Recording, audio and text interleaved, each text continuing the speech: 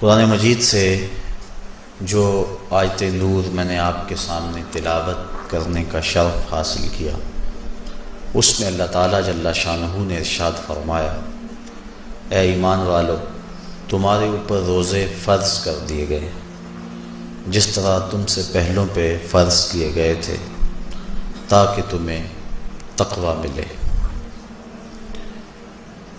الصوم فی اللغت الامساک، روزہ لغت میں رک جانے کو کہتے ہیں۔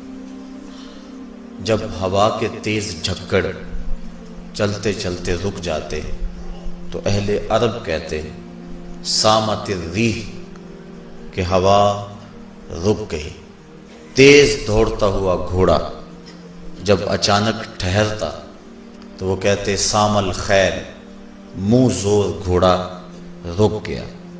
تو روزے کو بھی روزہ اس لیے کہا جاتا ہے کہ نفس کا سرکش اور منہ زور گھوڑا رمضان میں رک جاتا ہے، اور جو اللہ کے حکموں کو ڈٹائی سے توڑتے ہیں رمضان میں ان کے سر بھی سجدوں میں دیکھیں۔ تو اس لیے صوم کو صوم کہا جاتا ہے کہ اس میں انسان گناہوں سے رک جاتا ہے۔ شریعت اسلامیہ میں طلوع فجر ثانی سے غروب آفتاب تک اکل و شرب اور جماع سے کستن رکے رہنے کو روزہ کہا جاتا ہے۔ روزے کی تاریخ کے حوالے سے علامہ اسماعیل حقی علیہ رحمہ تفسیر روح البیاں میں لکھتے ہیں کہ ملک تحمورس ثالث کے دور میں قحط پڑا۔ یہ حضرت آدم علیہ السلام کی اولاد سے تیسرا بادشاہ ہوا ہے۔ تو اس نے اپنی قوم کو حکم دیا کہ وہ ایک وقت کا کھانا کھائیں اور ایک وقت کا کھانا بچا کر قحط زدہ علاقوں میں بھیجیں تاکہ دکھیوں اور مجبوروں کی مدد ہو سکے۔ ملک تحمورس الثالث کے اس حکم کو قوم نے قبول کیا اور ایک وقت کا کھانا بچا کر کے قحط زدہ علاقوں میں بھیجا۔ اس قوم کی یہ ادا اللہ کو پسند آ گئی تو اللہ نے اس کو عبادت قرار دے دیا۔ پھر اس کے بعد ہر نبی پر روزہ فرض ہوا۔ کما کتب علی الذین من قبلکم، اس پہ شاہد عادل ہے۔ حضور علیہ السلام فرضیت روزہ سے قبل ایام 20 کے روزے رکھا کرتے تھے۔ ہر ماہ کی 13، 14 اور 15 تاریخ کو قمری تقویم کے حساب سے جو روزے رکھے جاتے ہیں ان کو ایام 20 کے روزے کہا جاتا ہے۔ لیکن اس کے بعد پھر عاشورہ کا روزہ حضور نے معمول بنایا، اور اس کو کسی صورت بھی حضور اور صحابہ ترک نہیں کرتے تھے۔ فصام رسول اللہ وامر بصیامہ، حضور نے خود بھی روزہ رکھا اور صحابہ کو بھی حکم دیا کہ یہ روزہ رکھیں۔ لیکن جب سن 2 ہجری کو واقعہ بدر سے ایک مہینہ قبل 17 شعبان المعظم کو جب روزہ فرض کیا گیا تو پھر حکم دے دیا گیا۔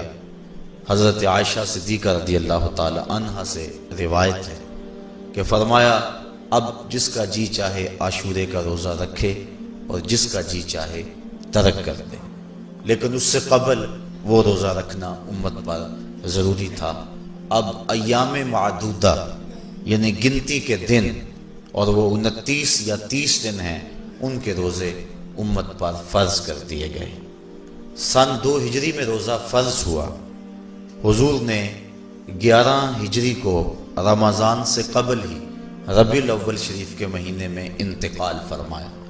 اس طرح حضور علیہ السلام کی زندگی میں کل 9 رمضان آئے، 2 ہجری کو شامل کر کے 9 رمضان زندگی میں کل آئے، جس میں 2 رمضان 30 کے تھے اور باقی 7 رمضان 29 کے تھے۔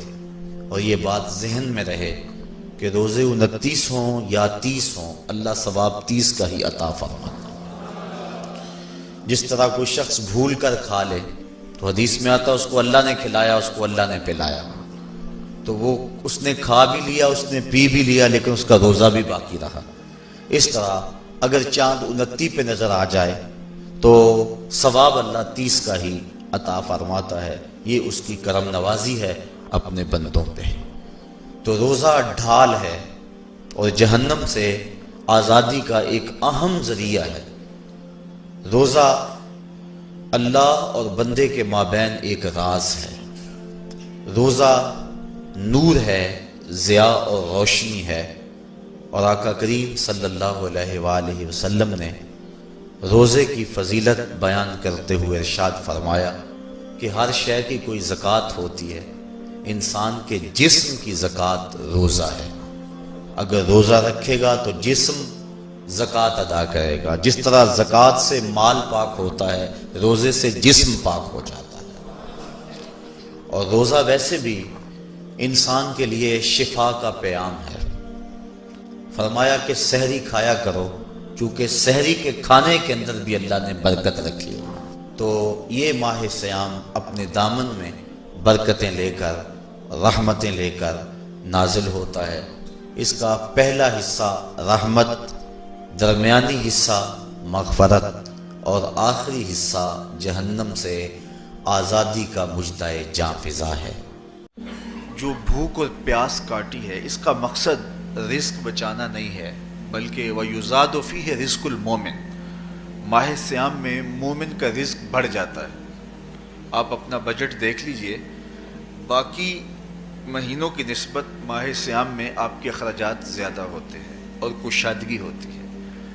تو یہ کوئی خوراک بچاؤ مہم نہیں ہے، بلکہ رزق تو بڑھ جاتا ہے، لیکن اس کے باوجود 20 گھنٹے، 17 18 گھنٹے پیاس اور بھوک کاٹنا، اس کا کوئی مقصد ہے تو وہ مقصد قرآن نے بیان کیا کہ اس کے نتیجے میں تمہیں اتقاء کی دولت ملے گی، تمہیں تقوی کا نور نصیب ہوگا۔ سوال یہ کھڑا ہوا، کیا بھوک اور پیاس کاٹنے سے تقوی مل جاتا ہے؟ تو اس کو سمجھنے کے لیے ایک مختصر تمہید سمجھنا ہوگی، اور وہ یہ کہ ہمارے دو دشمن ہیں جو ہمیں جادہ مستقیم سے ہٹانے کے لیے دن رات کوشاں ہیں، ایک شیطان اور دوسرا نفس۔ یہ دو دشمن ہیں جو ہماری متاع عمل، ہمارا خلوص، ہماری للہیت، ہمارا باطن لوٹنے کے لیے ہر وقت مستعد اور فعال رہتے ہیں۔ اب ان دو دشمنوں سے ہمارے تنہا ناتواں وجود کا مقابلہ ہے، اور ان میں سے جو بڑا دشمن ہے وہ نفس ہے، کیونکہ شیطان نے جب انکار سجدہ کیا تو ہم تو یہ کہتے ہیں کہ ہمیں شیطان نے بہکا دیا، لیکن شیطان نے جب انکار سجدہ کیا اور خود بہک گیا تو اس وقت کوئی دوسرا شیطان تو نہیں تھا جس نے شیطان کو بہکایا، وہ نفس تھا جس نے شیطان کو شیطان بنایا۔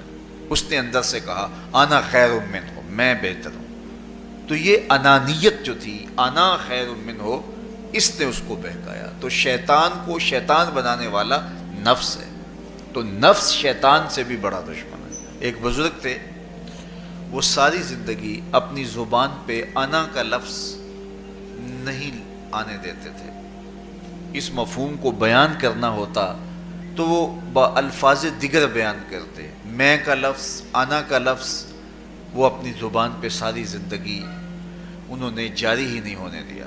کہتے تھے اس لفظ نے شیطان کا بیڑا غرق کر دیا، تو میں یہ لفظ زبان پہ آنے نہیں دوں گا۔ اچھا، بندے بھی بڑے عجیب ہوتے ہیں، کسی نے کہا لو ان کی زبان پہ یہ لفظ آتا کیوں نہیں، میں جاتا ہوں اور ان کی زبان پہ یہ لفظ آئے ہی آئے، چلے گئے۔ بزرگ تشریف فرما تھے، نماز کا وقت قریب ہو رہا تھا، حضرت ایک مسئلہ پوچھنے آیا ہوں، کہا پوچھئے، شیطان کو کس چیز نے برباد کیا؟ حضرت آپ تو بولیں گے کہ میں نے، آنا نے، تو کہوں گا جیسے بھی ہوا ان کے زبان پہ لفظ میں تو آ ہی گیا نا۔ تو وہ بزرگ بھی بڑے سیانے تھے، اس کی نیت کا کھوٹ سمجھ گئے، فرمانے لگے بیٹا نماز کا وقت ہو گیا ہے، نماز پڑھ لیتے ہیں پھر اس پہ بات ہوتی ہے۔ نماز ہوئی، سلام پھرا تو خود ہی فرمانے لگے کسی نے کہا تھا کہ شیطان کو کس چیز نے برباد کیا، جواب دینا چاہ رہا ہوں، کس نے پوچھا تھا؟ جھٹ کھڑا ہو گیا، میں نے کہا اسی چیز نے اس کا بیڑا غرق کر دیا۔ تو جو نفس تھا وہ شیطان کو شیطان بنانے والا ہے، تو ہمارے ساتھ نفس بھی لگا ہوا ہے، ہمارے پیچھے شیطان بھی لگا ہوا ہے۔ شیطان بھی بڑا مکار دشمن ہے، چھوٹا دشمن یہ بھی نہیں ہے۔ یہ ہماری متاع عزیز کو، متاع ایمان کو، متاع عمل کو، متاع خلوص کو لوٹنے کے لیے دن رات مستعد اور فعال رہتا ہے۔ اللہ کے محبوب نے فرمایا الشیطان جاسم علی قلب ابن آدم فاذا ذکر اللہ خانس واذا غفل وسوس۔ شیطان اولاد آدم کے دل پہ قبضہ جما کے بیٹھ جاتا ہے، جب یہ اللہ کا ذکر کرتا ہے تو بھاگ جاتا ہے، اور جب یہ اللہ کے ذکر سے غافل ہوتا ہے تو یہ وسوسہ اندازی کرتا ہے۔ تو شیطان اولاد آدم کے دل پہ قبضہ جماتا، اسے پتہ ہے کہ دل قابو میں آ گیا تو پورا بدن قابو میں آ گیا، چونکہ میرے اعضائے بدنیاں میرے دل کے تابع ہیں۔ موسم اچھا ہے، رت سہانی ہے، صحن چمن میں پھول کھلے ہیں، لیکن میرا دل نہیں چاہ رہا تو ٹانگیں جنبش ہی نہیں کریں گے۔ مرغن غذائیں سامنے پڑی ہیں اور آپ کا تقاضا ہے کہ جناب لے لیجئے، لیکن میرا جی نہیں چاہے گا تو ہاتھ جنبش نہیں کریں گے۔ آسمان ستاروں اور کہکشاؤں سے بھرا ہوا ہے، جی نہیں چاہے گا تو نظر نہیں اٹھے گی۔ آپ سماعتیں بچھائے بیٹھے تھے، جی نہیں چاہے گا زبان نہیں بولے گی۔ تو پورے آزاد دل کے تابع ہیں، اور اگر دل شیطان کے تابع ہو گیا، اس کے ہتھے چڑھ گیا، تو پھر اعضاء وہی کریں گے جو شیطان چاہے گا۔ اور اگر یہ دل مالک کی محبت سے سرشار ہوگا تو پھر دل جو چاہے گا وہی اعضاء کریں گے۔ تو دل اللہ کی نافرمانی کی چاہت ہی پیدا نہیں ہونے دے گا، تو اعضائے بدنیاں کا رخ بھی اللہ کی رضا کے حصول کے لیے ہوگا۔ تو شیطان بھی قبضہ دل پہ جماتا ہے اور دل کو قابو میں کر کے حضرت انسان کا بیڑا غرق کرتا ہے۔ اللہ تعالیٰ کا کرم یہ ہوا اذا جاء رمضان سلسلۃ الشیاطین۔ اللہ کے محبوب علیہ السلام ارشاد فرماتے ہیں جب ماہ صیام آتا ہے تو شیاطین جکڑ دیے جاتے ہیں، جنت کے دروازے کھول دیے جاتے ہیں، جہنم کے دروازے بند کر دیے جاتے ہیں۔ اب ہمارے دو دشمن تھے، ایک نفس اور دوسرا شیطان۔ دونوں کے مقابلے میں ناتواں اور کمزور جان کو مقابلے میں آنا پڑتا تھا، لیکن جب ماہ صیام آیا، یہ ماہ انور آیا، تو ہمارے دو دشمنوں میں سے ایک دشمن باندھ دیا گیا۔ اب ہمارا مقابلہ صرف ایک دشمن سے رہ گیا۔ دیکھیے، ماہ رمضان آتا ہے تو مسجدوں کے در کشادہ ہو جاتے ہیں، لوگوں کا رجحان دین کی طرف ہوتا ہے۔ جو 5 نمازیں بھی نہیں پڑھتے ہوتے ان کو تراویح میں بھی کھڑا ہوتا دیکھتے ہیں، اہتمام ہوتا ہے، نیکی کا، صدقہ و خیرات کا ماحول پیدا ہوتا ہے۔ ایسا کیوں ہے؟ کہ شیطان بن گیا، لیکن اس کے باوجود نظر بھٹک رہی ہے، خیالوں میں آوارگی ہے، اور رشوت کا بازار گرم ہے۔ کیوں؟ کہ ابھی نفس موجود ہے۔ تو نیکی کا جو ماحول پیدا ہوا یہ شیطان کے بن جانے کی وجہ سے، اور برائی کا ماحول اب بھی موجود ہے یہ نفس کے موجود ہونے کی وجہ سے۔ تو ہمارے دو دشمن ہیں جو ہمیں جادہ مستقیم سے ہٹاتے ہیں، ایک شیطان اور دوسرا نفس۔ اب جب ماہ صیام آیا تو شیطان باندھ دیا گیا، اب ہمارا مقابلہ صرف نفس سے ہے، اور یہ نفس شیطان سے بھی بڑا دشمن ہے۔ شیطان کو شیطان بنانے والا نفس، اور وہ ہمارے ساتھ جڑا ہوا ہے۔ ماہ صیام میں شیطان تو بند گیا لیکن نفس نہیں بندھا۔ اب ہمیں اپنے نفس کو کمزور کر کے اور اپنی فتح حاصل کرنی ہے اور تقوی کی منزل کو پانا ہے۔ اب شیطان تو اللہ نے باندھ دیا، اب نفس کو کیسے باندھیں؟ تو آئیے، نفس کی بندش کیسے ہوگی یہ کسی ایکسپرٹ سے پوچھیں گے کہ یہ کیسے اس کو باندھیں گے، اس کو کیسے قابو میں کریں گے۔ تو کسی ایسے شخص سے پوچھیں جو اس شعبے کا ماہر ہو۔ تو علامہ اقبال کے مرشد ملا جلال الدین رومی علیہ رحمہ کہتے ہیں آؤ تمہیں میں ایک معالج کا پتہ دیتا ہوں جو تمہیں اس بیماری کا علاج بتائے گا اور اس کی بندش کے طریقے بتائے گا۔ شیخ رومی علیہ رحمہ فرماتے ہیں ہفت شہر عشق را اتار گشت ما ہنوز اندر خم یک کوچام۔ عشق کے 7 شہر شیخ فرید الدین اتار گھوم چکے ہیں، اور میرے جیسا شخص عشق کے پہلے شہر کی پہلی گلی کے کونے پہ کھڑا ہے۔ اب اندازہ کیے کہ جن کا پتہ حضرت ملا جلال الدین رومی دے رہے ہیں وہ کس بلند مرتبے پہ فائز المرام ہے. فرمایا کہ وہ عشق کے 7 شہر گھوم چکے ہیں اور میں پہلے شہر کی پہلی گلی کی نکر پہ کھڑا ہوں. اب شیخ فرید الدین علیہ رحمہ سے پوچھئے کہ شیطان تو بند گیا، اب نفس کا وبال ہمارے اوپر پڑ رہا ہے اور ہم اس کے باوجود ماہ صیام کے اندر گناہوں میں منہمک ہیں، تو ہمیں بتایا جائے کہ اس نفس کا علاج کیسے کیا جائے. ہمیں آپ کا پتہ بتایا گیا ہے. تو شیخ فرید الدین عطار بولے نفس نتواں کشت الا باسے چیز بات گوئم یاد گیرش اے عزیز. نفس نہیں مرتا لیکن اگر 3 اسلحے تیرے پاس ہوں تو یہ ٹھہر بھی نہیں سکتا. وہ 3 اسلحے کون سے ہیں؟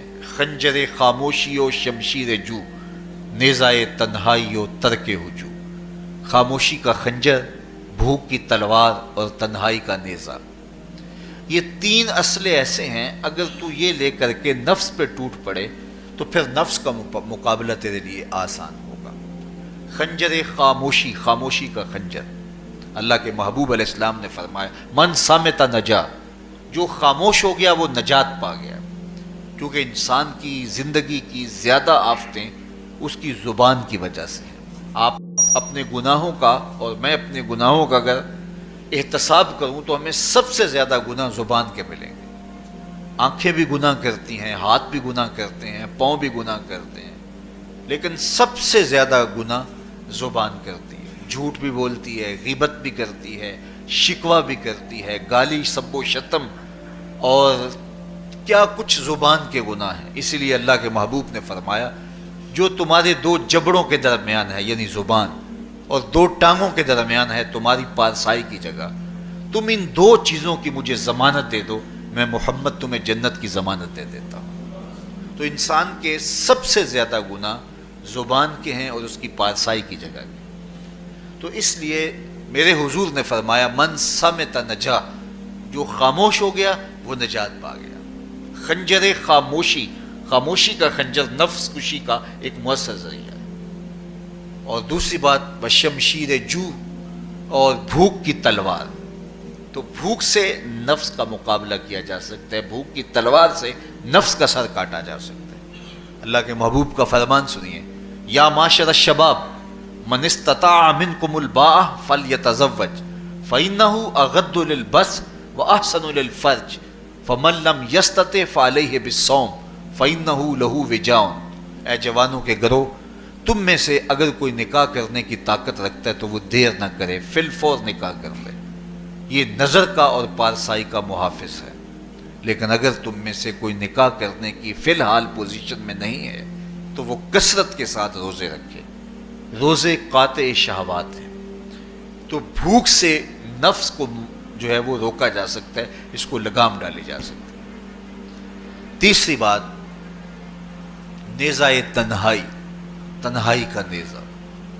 تو فرمایا گیا کہ العافیت فی العزلہ، کہ تنہائی کے اندر ہی عافیت ہے. جب مجلسوں میں غیبت کی بدبو پھیلتی ہو اور چغلی کا ماحول معاشرے کا جزو لا ینفک بن جائے اور مجالس کے اندر نظروں کی پاکیزگی کا قائم رہنا مشکل ہو جائے اور انسان کی زندگی کے اندر گناہوں کا بہت بڑا سبب مجلسی زندگی ہو تو پھر اس سے تنہائی بہتر ہے. حضرت شاہ نقشبند بخاری فرماتے ہیں کہ فقیر کے لیے سب سے اچھی جگہ اللہ کا گھر مسجد ہے، یا کسی کامل صالح شخص کی صحبت ہے، اور یا پھر تنہائی ہے. چوتھی جگہ ہلاکت کے علاوہ اور کچھ نہیں ہے.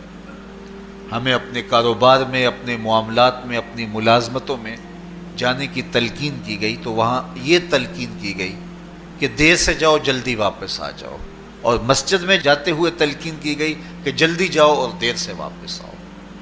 لیکن ہم مسجد کے دروازوں پہ جب دور موجود میں رش دیکھتے ہیں کہ لوگ بہت جلدی نکلنا چاہتے ہیں، حتیٰ کہ کندھوں سے کندھے ٹکرا رہے ہوتے ہیں کہ جلدی سے باہر نکل جائیں. حالانکہ وہ عافیت کی جگہ ہے، 2 منٹ زیادہ بھی ہو جائیں تو کوئی حرج نہیں ہے.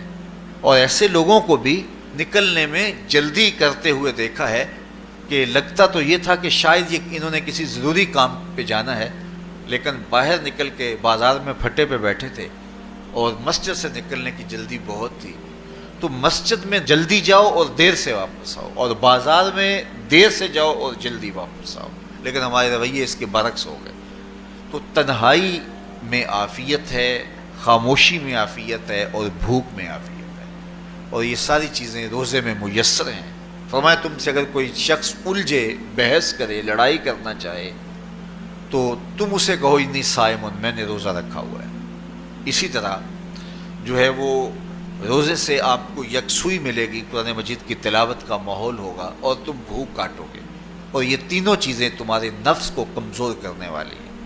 شیطان بند گیا، نفس کمزور ہو گیا. اور جب نفس کمزور ہو گیا، کمزور ہوتا ہے، یہ نفس مرتا نہیں ہے. یہ تو کوئی ہے باج فقیراں کسے نہیں ماریا، باہو ظالم چور اندر تھا. یہ اندر والا چور جو ہے وہ اتنی آسانی سے قابو آتا ہی نہیں ہے. یہ پھر سر اٹھا لیتا ہے. اس کو جتنا کچلو، یہ کچھ عرصے کے بعد تھوڑی سی خوراک ملتی ہے تو پھر سر اٹھا لیتا ہے. حضرت بایزید بستامی کہتے ہیں میں نے اپنے نفس کو ایک دن کہا کہ میں تجھے خوراک بھی نہیں دیتا اور تو پھر بھی موٹا تازہ ہے. تو میرے نفس نے مجھے کہا کہ اے بایزید، جب تم بازار سے گزرتے ہو تو لوگ انگلیاں اٹھا اٹھا کہتے ہیں یہ بایزید جا رہا ہے، یہ بایزید جا رہا ہے، تو مجھے میری غذا اور خوراک اس سے مل جاتی ہے. تو یہ خوراک ہوتی ہے نفس کی. تو نفس بہت ظالم ہے اور ساری زندگی اس سے لڑتے ہوئے گزرتی ہے. وہ کسی نے کہا تھا نا، تمام عمر طوفان سے کھیلتے گزری، نیا کے ڈوبنے کا ڈر بھی رہا. تو یہ ساری زندگی اس طرح ٹکراتے ہوئے سے گزرتی. لیکن جب کمزور ہو جائے تو پھر یہ شیطان کو جو ہے وہ موقع نہیں دیتا ہے. لیکن اگر نفس ماہ سیام میں ہمارا کمزور نہ ہوا، صرف ہم نے بھوک ہی کاٹی اور باقی اپنے معمولات وہی رکھے، تو میرے حضور نے فرمایا جس نے جھوٹ اور برے کام نہیں چھوڑے اور جھوٹے کام ترک نہیں کیے، اس کے بھوکا اور پیاسا رہنے کی اللہ کو کوئی ضرورت نہیں ہے. روزہ تو ایک مشق تھی، یہ تو باطن کی تطہیر کا ایک ذریعہ تھا، یہ تو من کی تہذیب کا ایک ذریعہ تھا، یہ تو نفس کی شر سے اپنے آپ کو بچانے اور شیطان کے مکر و فریب سے بچانے کا ایک ذریعہ تھا. دیکھیے شیطان بند جاتا ہے ماہ سیام میں، حدیث واضح ہے، لیکن نفس موجود رہتا ہے. اگر نفس کمزور ہو گیا تو شیطان چھٹ کے بھی کچھ نہیں کرے گا، کیونکہ شیطان باہر کا دشمن ہے، نفس اندر کا دشمن ہے. جب تک اندر والا دشمن ساتھ نہیں دیتا، باہر والا دشمن کچھ نہیں کر سکتا. ہمارے دیہاتوں میں چوری ہو جائے تو بوڑھے بزرگ سر جوڑ کے بیٹھ جاتے ہیں کہ چور کہاں سے آیا، کیسے آیا. تو ایک نقطے پہ سارے متفق ہوتے ہیں کہ اندر کا کوئی بھیتی ضرور موجود ہے. اگر اندر کا کوئی بھیتی موجود نہیں ہے تو چور باہر سے آ کے حملہ آور ہو ہی نہیں سکتا ہے. تو شیطان باہر کا چور ہے، نفس اندر کا بھیتی ہے، اور اگر یہ اندر والا باہر والے کا ساتھ نہ دے تو شیطان انسان پر حملہ آور ہو ہی نہیں سکتا. اس لیے اس کو قابو کر لیں، اس کو رام کر لیں، تاکہ شیطان چھٹنے کے باوجود بھی جو ہے وہ ہمارے اوپر حملہ آور نہ ہو سکے. ورنہ وہ تو پیچ و تاب کھا رہا ہے کہ یہ جو تم نمازیں پڑھتے ہو، سروں پہ ٹوپیاں تم نے پہنی ہیں اور بڑے شریف بن کے مسجد میں جا رہے ہو، ذرا چھٹ لوں عید کے دن ہی جو ہے وہ تمہارا سارا کیا دھرا برباد نہ کیا تو مجھے شیطان نہ کہنا. تو وہ سب کچھ برباد کر دیتا ہے اگر ہمارے نفس کی تہذیب نہیں ہوتی. تو یہ اللہ نے ایک ہمیں موقع دیا ہے، پورا ایک مہینہ ہے، ایک ورکشاپ ہے باطن کی تطہیر کے لیے اور ایک اندر کی پاکیزگی کے لیے ہمیں ایک موقع فراہم کیا گیا ہے، اور اس سے ہم بھرپور فائدہ حاصل کریں. قرآن مجید کی کثرت کے ساتھ تلاوت، صلاۃ التراویح میں شمولیت اور خاموشی کا اختیار کرنا، اور جو ہے وہ اللہ کے ذکر فکر کی طرف متوجہ رہنا اور بھوک کاٹنا. اس کا عملی نتیجہ یہ ہوگا کہ اتقاء کی دولت نصیب. دیکھیے ماہ سیام میں ہمیں ان کاموں سے بھی روک دیا گیا جو کہ کام جائز تھے، کھانا پینا اور جو ہے وہ اپنی منکوحہ سے جنسی تعلق، یہ تو وہ امور تھے کہ جو جائز تھے، مشروع تھے. لیکن اوقات روزہ میں ان جائز کاموں سے بھی ہمیں روک دیا گیا. اس فلسفے کو ہمیں سمجھنا ہوگا کہ جو کام شریعت میں جائز تھے، مشروع تھے، روزہ ان سے بھی رک جانے کا نام ہے. اور جو چیزیں شریعت میں جائز ہی نہیں ہیں، جھوٹ بولنا ہے، غیبت کرنا ہے، بد نگاہی ہے اور دیگر برے اعمال ہیں، تو یہ چیزیں تو روزہ نہ بھی ہو پھر بھی ناجائز ہیں. تو جو چیزیں جائز تھی روزے میں ان سے بھی منع کر دیا گیا, اور جو چیزیں ناجائز ہیں تو اگر کوئی شخص ان چیزوں سے نہیں رکتا تو پھر اس نے روزہ کیا رکھا. ایک بندہ بھوک کاٹتا ہے لیکن جھوٹ بولتا ہے, ایک بندہ پیاس کاٹتا ہے لیکن غیبت کرتا ہے, ایک بندہ صبح سے شام تک نہ کچھ کھاتا ہے نہ کچھ پیتا ہے لیکن رشوت لیتا ہے. پھر مجھے بتائیے اس نے روزہ کیا رکھا؟ روزہ تو ایک مشق تھی کہ جو چیزیں جائز تھی ان سے بھی منع کر دیا گیا, ان سے بھی روک دیا گیا, اور جو ناجائز تھی وہ تو پہلے ہی ناجائز تھی, روزے کے بغیر بھی ناجائز تھی. تو اس لیے روزہ ایک مشق ہے. ہمارے سامنے مرغن غذا موجود ہے, ہمارے پاس سامنے ٹھنڈا مشروب موجود ہے, اور ہمیں مشق کرنے کی تلقین کی گئی کہ تمہیں بھوک ہے, شدت کی پیاس ہے, لیکن صبر کر کے دکھاؤ تم نہیں لوگے, یہ تمہاری مشق ہے. تو پھر جو حرام ہوگا اللہ کی طرف سے ممنوع ہوگا تو اس کو تم کس طرح لوگے جب تمہاری یہ مشق ہو چکی. لیکن ہم اس مشق کے اندر ہی جب ان سے نہیں رکیں گے تو پھر ہمارا روزہ ہی نہیں ہوگا, پھر بھوک اور پیاس کاٹنے کے علاوہ کچھ نہیں ہوگا.